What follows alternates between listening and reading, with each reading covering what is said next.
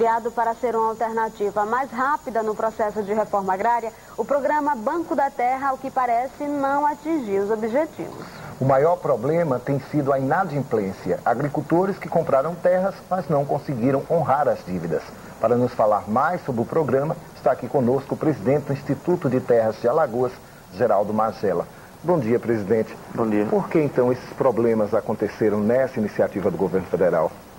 Olha, esse problema da dívida dos agricultores não atinge especificamente só os assentados do programa Banco da Terra. Atinge a agricultura familiar como um todo e a agricultura de um modo geral. Os médios e os grandes também têm problemas com inadimplência. Agora, no caso específico do Banco da Terra, o Banco da Terra, quando foi criado, alguns créditos que para os assentados do INCRA, por exemplo, do MST e dos outros movimentos, estão tendo condições melhores do que os assentados do Banco da Terra. E agora nivela com essa medida provisória 432, que tem um abate de entre 30% e 40%, 40% para os agricultores do semiárido nordestino. Então isso, tanto no juro quanto no principal, nas parcelas, isso vai melhorar bastante a situação econômica dos assentados e dará, sem dúvida, uma melhor condição de trabalhar com a renegociação e com a possibilidade real de contrair novos financiamentos. Pois é, aqui em Alagoas, 780 agricultores, receberam aí o financiamento. O índice de inadimplência é em torno de quanto? Olha, ele é alto. Pelo seguinte, os créditos não foram individualizados no início, que é um erro. Então, os créditos eram coletivos, da associação. Então, basta um inadimplente, todos se tornam inadimplentes.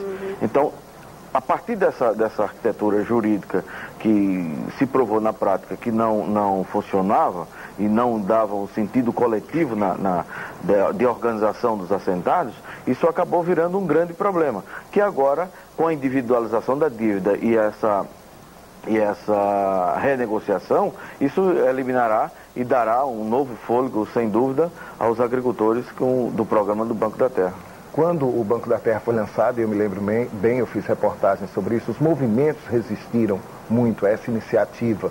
E aí houve uma mudança, o Banco da Terra hoje já não existe mais como Banco da Terra, com esse nome. Não, houve uma substituição no governo Lula, um programa chamado Crédito Fundiário, que tem a mesma concepção e dá melhores condições, igual às condições dadas aos assentados dos movimentos sociais. Então, qual é a diferença entre os movimentos sociais e o Crédito Fundiário e o Banco da Terra? Que os agricultores que entram nesses dois programas, que entraram no Banco da Terra e que entram no Crédito Fundiário, eles compram a terra e eles vão pagar a partir do terceiro ou quarto ano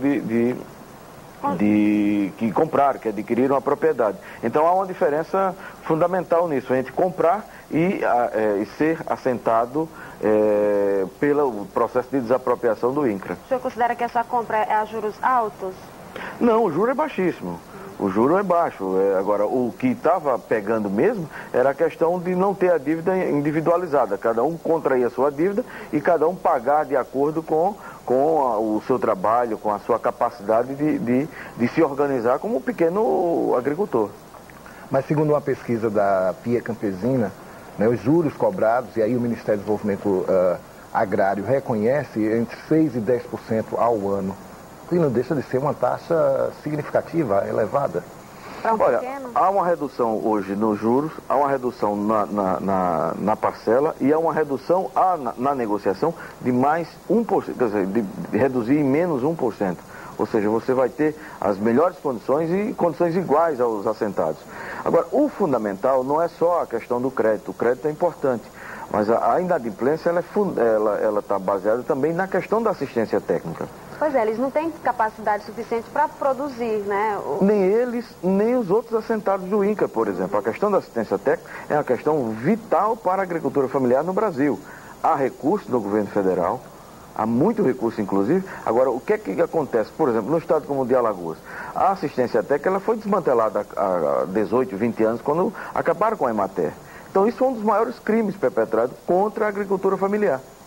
E não foi, nesse período, reestruturada a assistência técnica. Agora estamos reestruturando a assistência técnica. Ainda não será uma assistência técnica de qualidade e no nível que necessitamos, mas já está se caminhando para a reestruturação. O Ministério do Desenvolvimento Agrário tem sinalizado muito com isso, inclusive com recursos, e nós estamos empenhados nisso.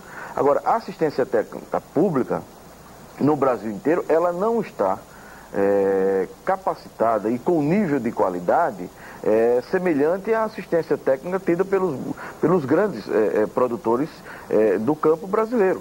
Então, enquanto nós não tivermos assistência técnica com qualidade e voltada para a agricultura familiar, isso é fundamental dizer, a assistência técnica não basta você ter só o técnico no campo, esse técnico tem que estar vinculado a essa filosofia, ao pequeno negócio, à pequena propriedade, à organização social, que a agricultura familiar, ela é, além da produção em si de alimentos, uma forma de organização social, onde essa organização social impede, dando as condições, oferecendo as melhores condições, de que as pessoas deixem o campo e venham para as cidades.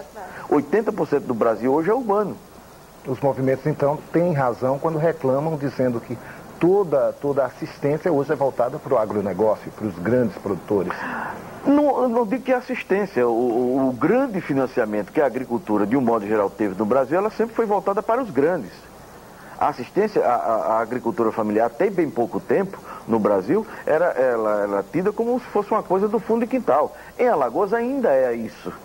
Agora, do ponto de vista, quando a gente olha os números em Alagoas, o grande negócio de Alagoas será a agricultura familiar. Porque você tem, fechando o ano de 2008, a previsão é de 166 mil hectares de terra. Toda a área de cana, que é o principal vetor da economia alagoana, é de 406 mil hectares. Fechar o governo Lula, a expectativa em cálculos conservadores será de 230 a 240 mil hectares de terra. Ou seja, mais de 50% de toda a área de cana. Então, esse é o grande negócio.